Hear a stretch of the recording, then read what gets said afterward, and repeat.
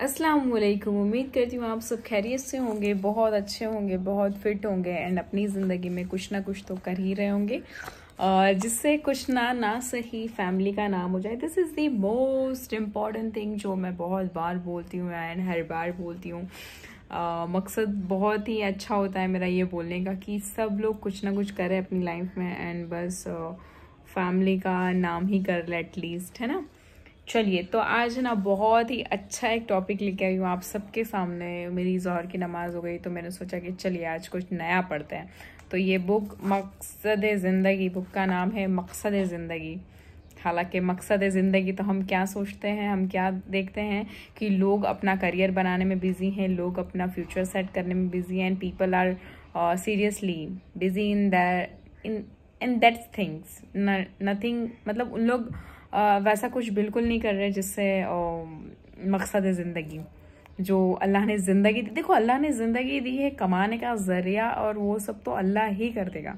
आपको जस्ट अल्लाह की इबादत करनी है ना। अभी ये कहोगे कि काम करूँगा तो अल्लाह देंगे, अरे ये भी सच है, लेकिन ज़रिया बना देंगे अल्लाह, ये भी सच है ना। चलिए, तो मैं आज आपको बहुत ही अच्छी दुआ की फजीलत बताने जा रही हूँ एंड बहुत ही बेहतरीन है। शायद आज आपको यकीन हो जाएगा कि अल्लाह ने दुआ नमाज को क्यों रखा है, दुआ क्यों इम्पॉर्टेंट है ना।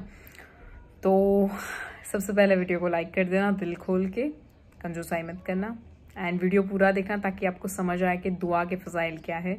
एंड यस, सब्सक्राइब करना भूल गए हो तो दिल खोल के कर लीजिएगा। एंड चलिए स्टार्ट करते हैं। अल्लाह का इरशाद है कि लोगों अपने रब से गिड़गिड़ाकर और चुपके चुपके दुआ किया करो। सूरह अराफ है, उसमें आयत नंबर 55 है, उसमें ये बात कही गई है कि अपने रब से चुप चुप कर मांगा करिए, गिड़गिड़ा कर मांगिए। हज़रत अनस बिन मालिक रज़ियल्लाहु तआला अन्हु से नबी करीम सल्लल्लाहु अलैहि वसल्लम का इरशाद मनकूल है कि दुआ इबादत का मग़ज़ है। दुआ इबादत का क्या है? मग़ज़ है।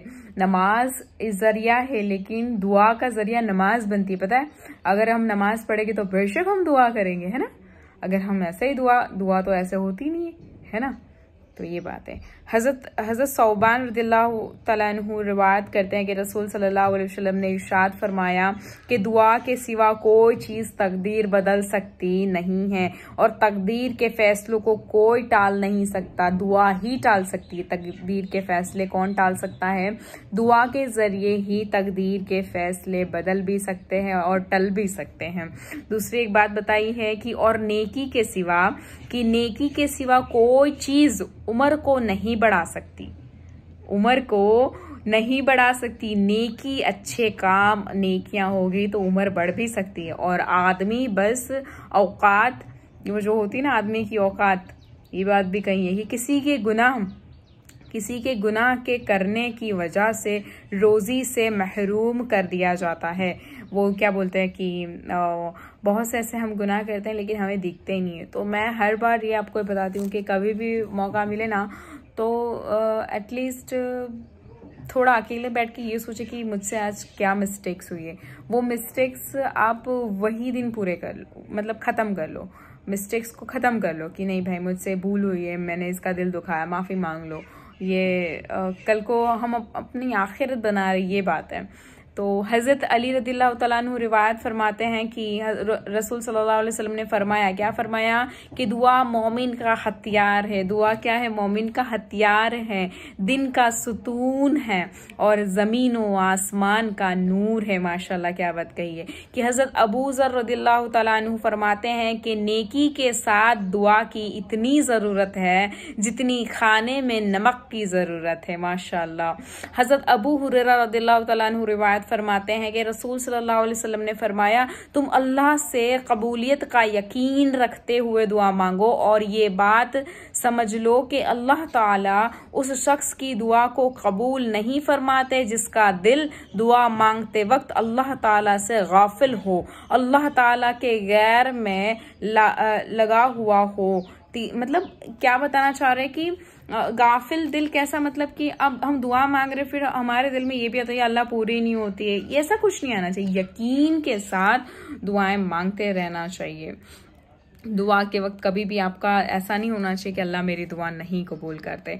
हजरत अबू सईद खुदरी रदियल्लाहु तआला अन्हु रिवायत फरमाते हैं कि हुजूर सल्लल्लाहु अलैहि वसल्लम ने इरशाद फरमाया कि जो भी कोई मुसलमान कोई दुआ करता है जिसमें गुनाह और कता रहीम का सवाल न हो, अल्लाह ताला जल्ल शानुहू उसकी भी इस दुआ के बदले उसे 3 चीजों में से कोई एक चीज अता कर फरमाते हैं। पहला, या तो उसकी दुआ इसी दुनिया में कबूल फरमा देते हैं और उसका सवाल पूरा फरमा देते हैं। एंड दूसरी बात, यानी जो मांगता है वो दे देते हैं, जो बंदा मांगता है वो देते हैं। या दूसरी बात क्या कही, या उसकी दुआ को आखिरत के लिए जखीरा बनाकर रख लेते हैं जिसका सवाब आखिरत में अल्लाह देंगे माशाल्लाह। या दुआ करने वाले की मतलूबा से के बराबर इस तरह आतिया देते हैं कि आने वाली मुसीबत को टाल देते हैं अल्लाह।